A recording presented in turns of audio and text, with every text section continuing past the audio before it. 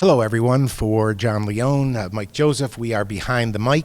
Welcome to GoLeopards.com. And Michael, before we get into last weekend's epic game against Fordham, and of course looking ahead to Bucknell, we received word this past weekend. Actually, I was on the sideline with your former teammate and classmate Phil Ing when Frank Bauer texted us the sad news that we had lost a football icon. You have some personal views. Yeah, Bill Russo just passed away this past week, and it was kind of sudden. We found out about it. He had lost his wife a couple of months before, but he was my coach, he was my mentor, and he was getting emotional. He was my friend, and he was just a wonderful man. If you knew Billy outside him, you thought he was a little standoffish. You couldn't get close to him. But if you had the opportunity to learn from him and basically live with him in the office for 10 years, he was the most heartfelt guy. He'd take you under his wing, and he would give you everything. He was generous. And he was a football guru, as we found out early in his career and late in his career with all the Patriot League championships. Well, Billy arrived my second year here at Lafayette. In those days, the old days, we would share a hallway. The football office was down at one end, and my office was down at the other, so I know exactly what you're talking about. And I'll say two words to you and your reaction: Billy Ball. Billy Ball. Billy Ball was all about Billy staying a step ahead of the defensive coordinators. Always came in here when you used to run the football in the late 70s and early 80s. And he put up 51 points in his first game, 51-0. I mean, this is the guy people were wondering, where is this coming from? And having guys like Frank Novak and Frank Bauer and Paul Strunchus and Jimmy Johnson, and Sean McHale and those type of quarterbacks, really he recruited to what he wanted to do. And then he got the wide receivers like Phil Ing, obviously, and some guys that were just outstanding athletes. So we were more offensively based at that time, even though we had Coach Sidlecki, and we played defense with Coach Mancini and Coach Donnelly and Coach Sidlecki. We were offensive based, and it was all about putting up numbers, and he did that better than anybody. It was a glorious time, especially personally those late 80s, the 87, 88, 89 teams. Basketball was winning, football was winning, and it was we owe so much to Coach Bill Russo, and our thoughts and prayers go out to daughter Elizabeth and the rest of the Russo family as we all mourn that loss.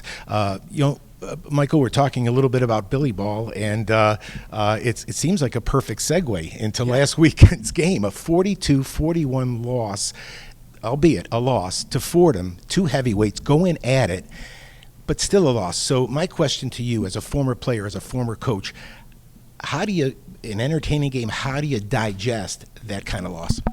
Well, I think in the locker room it's difficult right afterwards. So you're raw, really. As a coach and as a player, you're raw at that point. You know you were in a position to win the football game. You did everything you could, but there were some mistakes, and you can look back on that and find out, where did we kind of waste possessions? Where did we give up too many yards rushing in the second half? I mean, I'm sure the defensive players are raw about that.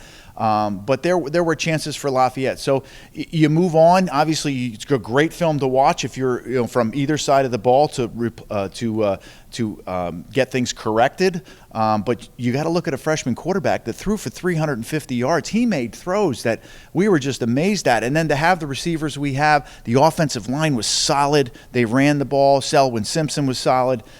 Defensively, I think they're a little bit on the side of being upset at the way they gave up the run in the second half. That really hurt them. 15 straight plays of running the football, got the ball in the end zone. Fordham answered when I thought they would. Anytime Fordham gets behind, all they want to do is catch up with one play. They want to make up 14, 21 points with one play. But being down 21-7, a lot of resolve in this Lafayette team. One thing Coach Garrett has been able to do is keep this team focused, keep them balanced emotionally and mentally. And with that, let's turn our attention to Bucknell. Mike, in a lot of ways, they kind of mirror the evolution of our own football team. They played a tough schedule early on. Since Dave Cicchini has taken over, he has gradually built this program.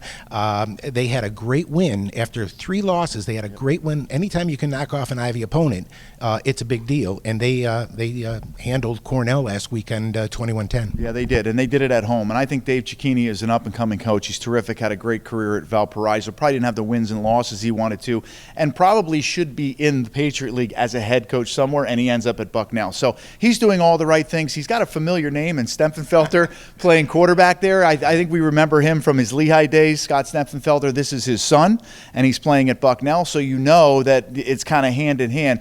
And he's going to run that offense, which is going to spread the football around. He's going to throw in some runs here or there, but he primarily wants to spread the football around, throw the football, so Lafayette on defense is going to be tested again. Yeah, and it's a homecoming of sorts for Christian Spagnardi, a local product from Allentown Central Catholic, who actually, tight end for Bucknell, caught a big touchdown pass last weekend, so hometown fans will be looking for him as well. But when you talk about Bucknell, historically, you talk about defense, and that's taking a little more time, I think, than the coach would like. Yeah, they're primarily that 4-2 defense where they play a lot of defensive backs. They blitz a lot. They normally don't give up a lot of running yardage, but early in the season they have. That's got to be a big red flag for them. So I think they need to do one thing. Make Lafayette one-dimensional, put the pressure on the freshman quarterback. Everybody's going to do that against Deshaun. But he's shown lately that he can overcome that, he can escape, and again, don't turn the football over. If Lafayette doesn't turn the football over, they'll win the football game. Well, there you have it. In any event, we hope you'll be there because if nothing else, this team is fast becoming a very, very fun team to watch. We had a blast last Saturday. We hope you'll be there at 12:30 this coming Saturday when the Lafayette Leopards entertain the Bucknell Bisons.